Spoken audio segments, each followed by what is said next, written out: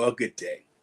We continue our Bible reading from the book of First Kings, the 22nd chapter, which is the final chapter in the book, part B, verses 29 to 53. So the king of Israel and Jehoshaphat, the king of Judah, went up to Ramoth Gilead. And the king of Israel said unto Jehoshaphat, I will disguise myself and enter into the battle, but put thou on thy robes. And the king of Israel disguised himself and went into the battle. But the king of Syria commanded his 32 captains that had rule over his chariots, saying, Fight neither with small nor great, save only with the king of Israel. And it came to pass, when the captains of the chariots saw Jehoshaphat, that they said, Surely it is the king of Israel. And they turned aside to fight against him. And Jehoshaphat cried out. And it came to pass, when the captains of the chariots perceived that it was not the king of Israel, that they turned back from pursuing him. And a certain man drew a bow at a venture, and smote the king of Israel between the joints of the harness. Wherefore he said unto the driver of his chariot, Turn thine hand, and carry me out of the host, for I am wounded. And the battle increased that day, and the king was stayed up in his chariot against the Syrians, and died at even. And the blood ran out of the wound into the midst of the chariot.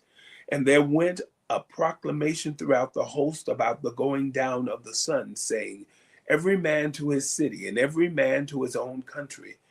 So the king died, and was brought to Samaria, and they buried the king in Samaria. And one washed the chariot in the pool of Samaria, and the dogs licked up his blood, and they washed his armor, according unto the word of the Lord which he spake.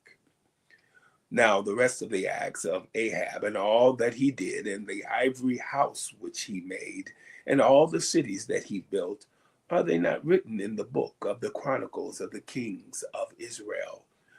So Ahab slept with his fathers, and Ahaziah his son reigned in his stead.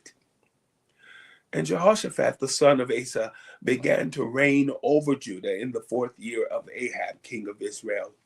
Jehoshaphat was 35 years old when he began to reign, and he reigned 25 years in Jerusalem, and his mother's name was Azubah, the daughter of Shilhi. And he walked in all the ways of Asa his father. He turned not aside from it, doing that which was right in the eyes of the Lord. Nevertheless, the high places were not taken away, for the people offered and burnt incense yet in the high places. And Jehoshaphat made peace with the king of Israel. Now the rest of the acts of Jehoshaphat, and his might that he showed, and how he warred, are they not written in the book of the Chronicles of the kings of Judah? And the remnant of the Sodomites, which remained in the days of his father Asa, he took out of the land. There was then no king in Edom. A deputy was king. Jehoshaphat made ships of Tarshish to go to Ophir for gold, but they went not, for the ships were broken at Ezion Geber.